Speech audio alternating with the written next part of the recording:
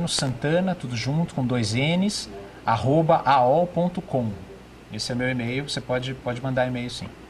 Então tá aí, Pedro, depois a gente repete até o final do programa. Francisco do Centro, o que os americanos foram fazer na Alemanha após a derrubada do nazismo pelos soviéticos?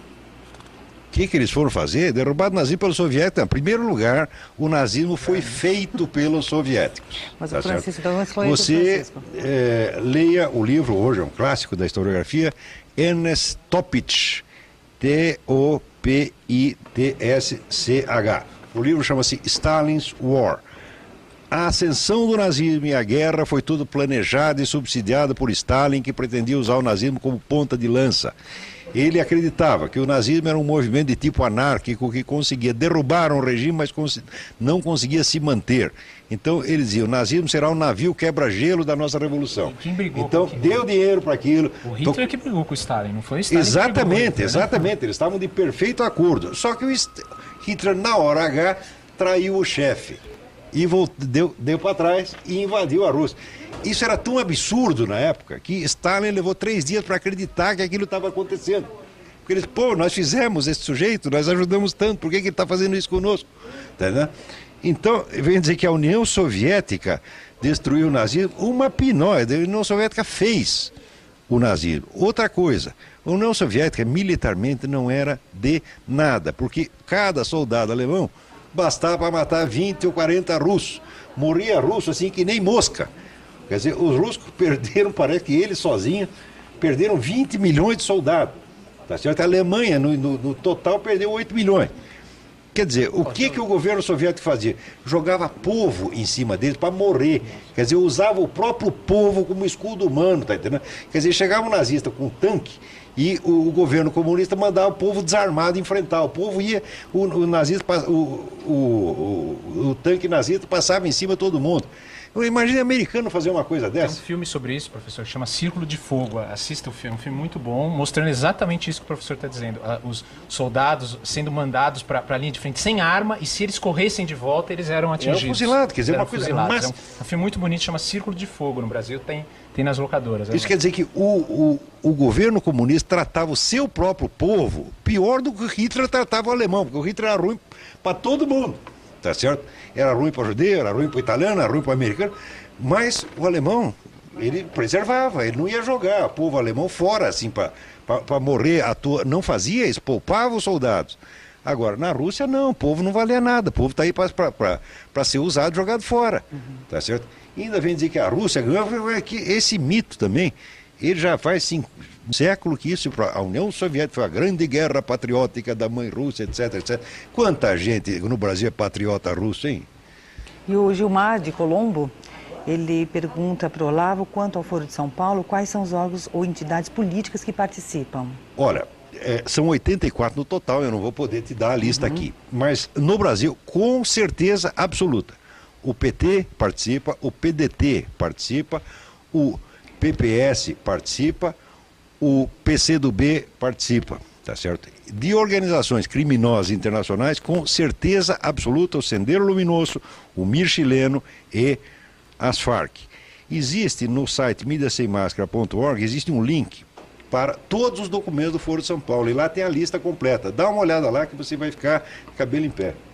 E o Ronaldo Santa Felicidade, ele pergunta o que pode ser dito sobre o diálogo interamericano e se tem a ver com o Foro de São Paulo. É uma boa pergunta. Você vê, quem lançou no Brasil, o primeiro pesquisador que levantou essa questão do Foro de São Paulo, foi um advogado, hoje aposentado, velhinho, chamado José Carlos Graça Wagner, um homem inteligentíssimo de São Paulo, que ele tinha, assim, na casa dele, um quarto repleto de documentos sobre isso. Há mais de 10 anos ele me mostrou essa documentação, que estava se formando o Foro de São Paulo, né?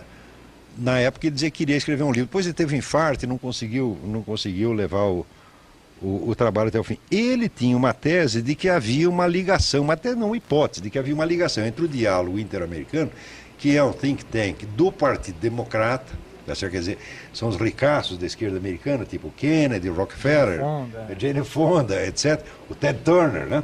E o Foro de São Paulo. Se existe essa conexão funcional, eu não sei, afinidade ideológica e ajuda maciça financeira existe mesmo, tá certo? Isso aí, você pode averiguar essas coisas, por exemplo, num site, tem um site americano que chama-se activistcash.com, tá certo? Que é o dinheiro dos ativistas, de onde vem quem dá a grana para eles, tá certo? E lá você vai descobrir muita coisa. Agora, se existe uma conexão funcional, eu acho que tá difícil para saber, porque a gente tem dificuldade até para ter acesso aos documentos. Nós conseguimos as atas do Foro de São Paulo, né? Mas ainda é um assunto muito difícil, porque não se faz pesquisa histórica sem dinheiro. Para isso você precisa tirar cópia do documento, você precisa viajar, você precisa entrevistar pessoas, etc, etc. Se fosse para fazer uma pesquisa sobre a vida de alguma prostituta de esquerda, tá certo? Dinheiro choveria na sua horta para você fazer a pesquisa. Como é para fazer uma pesquisa sobre este assunto, que é de segurança nacional, importante para a sobrevivência desse país, ninguém vai subsidiar esse estudo. Então tudo tem que ser feito amadoristicamente. Olga custou 10 milhões o filme, mais ou menos? Custou 10 milhões para fazer mentira. Essa história que a Olga presa, coitadinha, sofreu porque era militante, era nada, era um espiã do serviço secreto militar soviético encarregado de vigiar o Prestes aqui. Tá certo? Quer dizer, nós pagamos esse filme. Esta era uma genocida, tá certo? Uma criminosa, tá certo? E se foi trocada lá, foi mandada para o campo de concentração nazista, coitadinha, na época a União Soviética e a Alemanha nazista trocavam prisioneiros o tempo todo, porque cada um usava a ajuda do outro para liquidar sua própria oposição interna. Você está entendendo? Então, se aparecia, por exemplo, um antinazista alemão na União Soviética, eles mandavam depressa de volta para a Alemanha. E se aparecia um anticomunista na Alemanha, mandava de... Pelo jeito é o que o Hugo Chávez quer fazer com o Fidel Castro agora. Mas este convênio que foi firmado... Veja, foi firmado um convênio em dezembro pelo qual a polícia política cubana tem o direito de entrar na Venezuela, prender qualquer ou imigrado cubano ou cidadão venezuelano que seja procurado pelo governo Fidel Castro, e prendê-lo e levar para Cuba. Isso quer dizer que a fronteira não tem mais fronteira entre Venezuela e Cuba. Quer dizer, é a multinacional... Internacional socialista. Isto que é verdadeira internacional socialista. E o Brasil logo vai entrar nisto, tá certo? Porque o nosso presidente, tá certo? O que seu Fidel Castro disser, ele diz amém. Gustavo do Cabral pergunta, Olavo, como você analisa a gestão do Requião? Olha, eu sou um recém-chegado no Paraná, eu me comprometi, enquanto eu não estiver muito bem informado sobre a política local, eu não abro a minha boca, tá certo? Então vamos para não é porque eu tenho coragem de falar, tem para mim, então claro, reclama qualquer outro. Mas daqui a algum tempo. Calma lá, acabei de aterrissar aqui, então não vou sair chegar, né? Porque eu não conheço. Mas mais alguns meses, alguns anos, né? Não, preciso ter informação mesmo. Aqui eu só ouço falar as coisas, mas eu ainda não entendi direito a situação. E o professor Antônio da Boa Vista, ele... Senhor Olavo, analisar a crise moral com o romantismo e a filosofia do Nietzsche. Ser liberal e conservador não é um paradoxo? Nietzsche? Mas eu não tenho nada a ver com Nietzsche. Tá certo? É claro que, como todo mundo, eu leio Nietzsche. Ele escreve umas coisas muito bonitas, mas às vezes o pensamento dele não faz muito sentido, não. Houve um camarada, um maior estudioso de Nietzsche, no meu entender, que chamasse Eugen Fink, um filósofo alemão, e ele tentou tirar limpo o que era a filosofia de Nietzsche, analisou todos os escritos de Nietzsche, encontrou 5 filosofias diferentes, contraditórias entre si. Quer dizer, a filosofia de Nietzsche é um abacaxi, mas eu não tenho nada a ver com isso, não. Vamos lá. Pois é, de perguntas aqui, não sei se você ficou com mais algumas que vieram aí durante o programa, você ficou com mais algumas? Tem um aqui. Né? Tem mais algumas aí, né? As que foram me passadas. Como fala aqui, vamos dizer, do desprezo nacional pelos soldados que participaram de operações em 64, 65 e que hoje estão, vamos dizer, correram risco, muitos deles foram mortos e que estão totalmente abandonados pelo governo. Isto é uma vergonha, porque enquanto o Carlos Heitor Coni é meu amigo, mas o sujeito ele leva 23 mil por mês por ter perdido um emprego num jornal falido, quer dizer, o Correio da Manhã ia fechar mesmo dentro de um mês ou dois, já o processo de falência já estava em curso. E esses soldados que perderam a vida, tem um sujeito que perdeu a perna, agora ele parece que ele vai receber, perdeu a perna numa dessas bombas soltas por essas pessoas maravilhosas, perdeu a perna e parece que ele vai receber 300 pau por mês. Isso quer dizer, 300 reais por mês. 300 reais por mês. Isso quer dizer que um emprego num jornal falido vale mais que uma perna, meu amigo.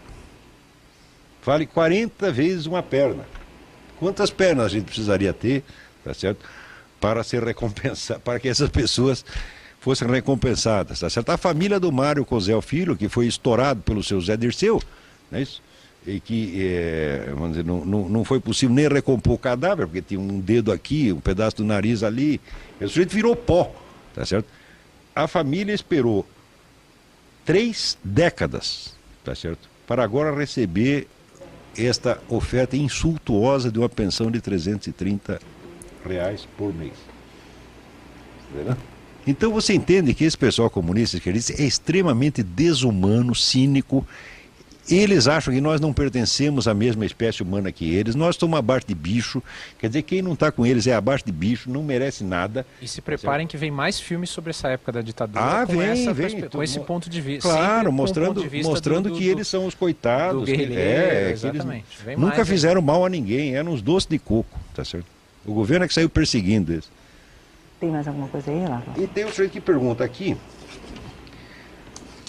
como é que o senhor tem a coragem de dizer que os Estados Unidos não tiveram nada a ver com o golpe militar? Eu tenho a coragem de dizer isso porque isso foi exatamente assim. E, vamos dizer, a prova disto é autoevidente. Por quê? Você tem a única prova de participação, entre aspas, dos americanos no golpe, dizendo, não, foi a comunicação entre o embaixador, né, Lincoln Gordon e o presidente Johnson. Agora saiu a correspondência. A correspondência do dia 31 de março, o Lincoln Gordon dizendo, os milicos estão aqui dando um golpe, nós precisamos fazer alguma coisa. No dia 31 de março. Ou seja, os americanos, no máximo, que o embaixador falou, olha, eles vão aprontar alguma coisa. Já estão aprontando, sabe, seu gato subiu no telhado. A maquinação já tinha sido feita. Já estava tudo pronto e os americanos foram, como é que se diz? O bonde andando, já. Não fizeram absolutamente nada. Ainda temos aqui, ainda vou trazer aqui a prova definitiva de que essa história da participação dos Estados Unidos no golpe aqui foi invenção da KGB. Isto confessado pelo agente daqui que trabalhava aqui no Brasil na época. E as pessoas continuam acreditando nessa coisa até hoje. A gente não pode ser covarde e passivo mentalmente. Tá entendendo? E só porque esse pessoal bonitinho repete essas coisas ao longo das décadas, a gente achar que não, tantos não mentiriam ao mesmo tempo. Mentiriam sim. Repetindo só, então, o e-mail do Daniel é dmsantana. Tudo junto, com 2 N's, né? @aol.com, não tem BR. Então tá, isso daí para quem quiser entrar em contato também com o Daniel durante a semana e tudo, mandar um... Tem mais alguma coisa aí que nós estamos recebendo agora mais uma... Temos mais alguns minutinhos ainda e tenho mais uma perguntinha que tá vindo aqui. Vamos lá. 5 minutos para o encerramento do Mídia Sem Máscara. Eu não sei se você quer comentar alguma coisa para você fechar eu acho o teu... assim, só fechando, né, o que a gente conversou, para não parecer que a gente está contra... Normalmente as pessoas dizem que se você critica, você está contra o cinema brasileiro, você está a serviço do cinema hegemônico, dominante, né? Quer dizer, isso não é verdade. Eu produzo filme, eu sou um produtor de cinema independente, eu tento fazer os filmes sem dinheiro do Estado, não estou contra o cinema brasileiro, mesmo porque cinema brasileiro é um conceito abstrato que não existe. O que existe são pessoas e filmes. Né? E, então não é isso. Agora, o que a gente precisa ver é que a noção que se tem de estar a favor do cinema brasileiro é dar muita verba e ter muito pouco controle. E isso realmente eu não concordo. Né? Agora uma chegou aqui para mim do Albino, J. Albino. Se o Brasil é tão forte como um touro que precisaria de uma argola nas narinas, quem disse isso tem... Veja se tem verdade, quem está segurando a ponta da corda. Ele fez uma metáfora aí, né? É só um comentário aí, também não entendi. Eu não entendi a pergunta. Na verdade não é nenhuma pergunta, né? É só acho que ele está comentando aqui que se o Brasil é tão forte... Eu acho que de fato o Brasil tem uma argola no nariz e quem está puxando esta argola, tá certo?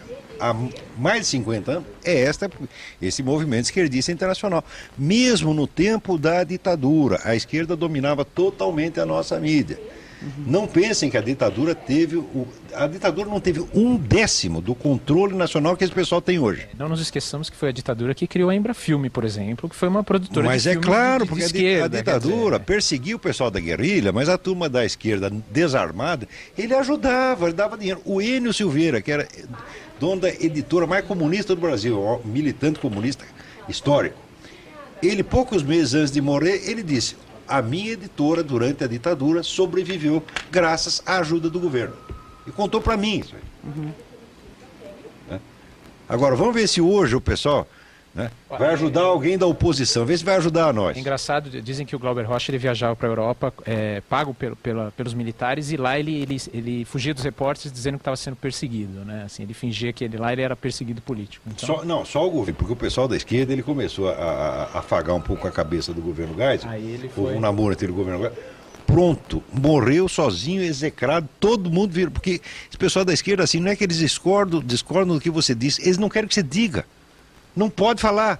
Você entende? É a campanha nacional da vaca amarela.